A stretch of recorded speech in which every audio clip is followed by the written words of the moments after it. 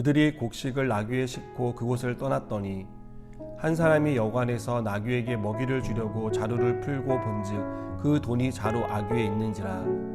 그가 그 형제에게 말하되 내 돈을 도로 넣었도다. 보라, 자루 속에 있도다. 이에 그들이 혼이 나서 떨며 서로 돌아보며 말하되 하나님이 어찌하여 이런 일을 우리에게 행하셨는가 하고, 그들이 가나안 땅에 돌아와 그들의 아버지 야곱에게 이르러 그들이 당한 일을 자세히 알리어 아뢰되, 그 땅의 주인이 그 사람이 엄하게 우리에게 말씀하고 우리를 그 땅에 대한 정탐꾼으로 여기기로 우리가 그에게 이르되 우리는 확실한 자들이며 정탐꾼이 아니니이다. 우리는 한 아버지의 아들 12 형제로서 하나는 없어지고 막내는 오늘 우리 아버지와 함께 가나안 땅에 있나이다 하였더니, 그 땅의 주인인 그 사람이 우리에게 이르되 내가 이같이 하여 너희가 확실한 자들임을 알리니 너희 형제 중에 하나를 내게 두고 양식을 가지고 가서 너희 집안의 굶주림을 구하고 너희 막내 아우를 내게로 데려오라. 그러면 너희가 정탐꾼이 아니요 확실한 자들임을 내가 알고 너희 형제를 너희에게 돌리리니 너희가 이 나라에서 무역하리라 하더이다 하고, 각기 자루를 쏟고 본즉 각 사람의 돈뭉치가 그 자루 속에 있는지라. 그들과 그들의 아버지가 돈뭉치를 보고 다 두려워하더니 그들의 아버지 야곱이 그들에게 이르되 너희가 나에게 내 자식들을 잃게 하도다.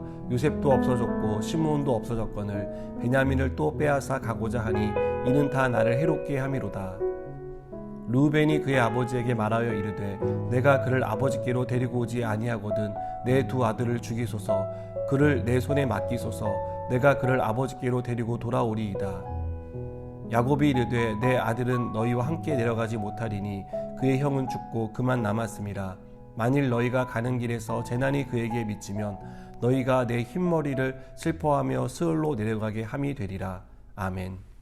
요셉은 시므온만 남기고 나머지 형들은 집으로 돌려보냅니다.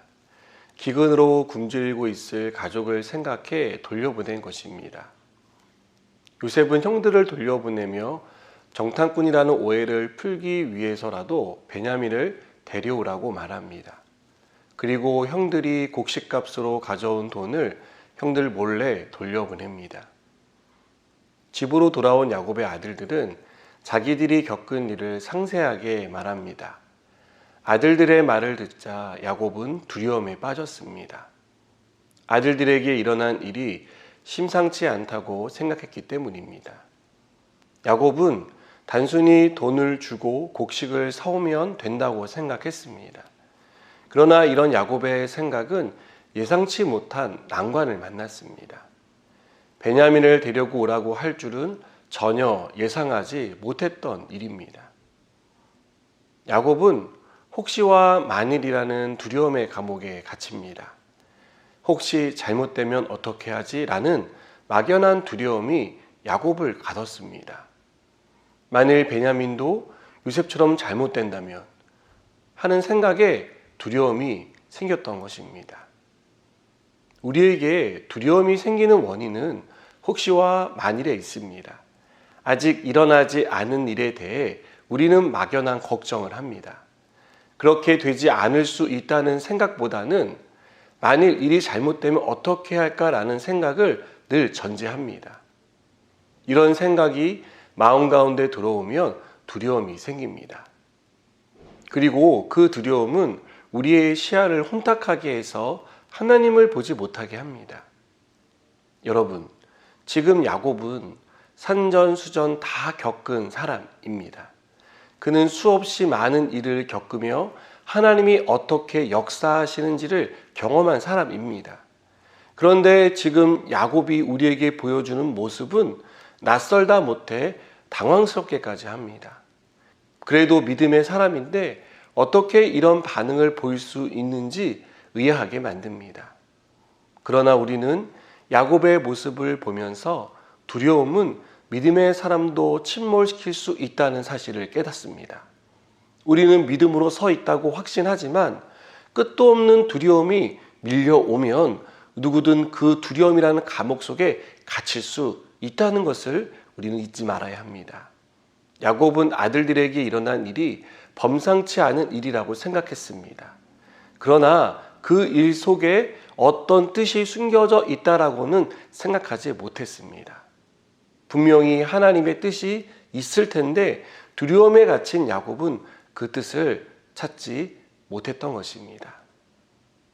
여러분, 우리에게 일어난 어떤 일 때문에 두려움이 찾아왔다면 그 두려움 너머에 있는 하나님을 볼 수 있도록 시야를 확보해야 합니다.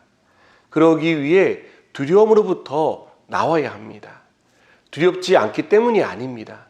두려움도 다스리시는 하나님을 믿는 믿음으로 탈출하라는 것입니다. 그렇게 할 때 우리는 우리를 두렵게 한 일을 객관적으로 볼 수 있습니다.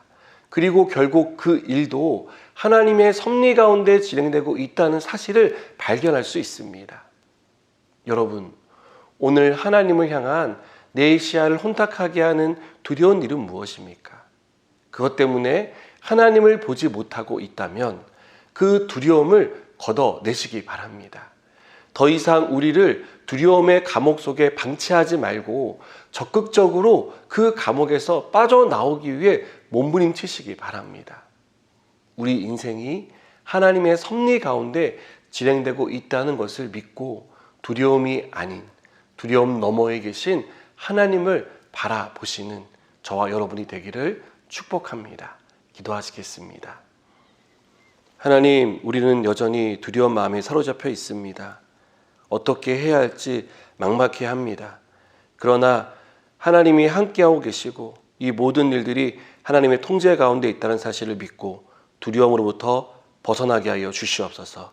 예수님의 이름으로 기도드립니다. 아멘.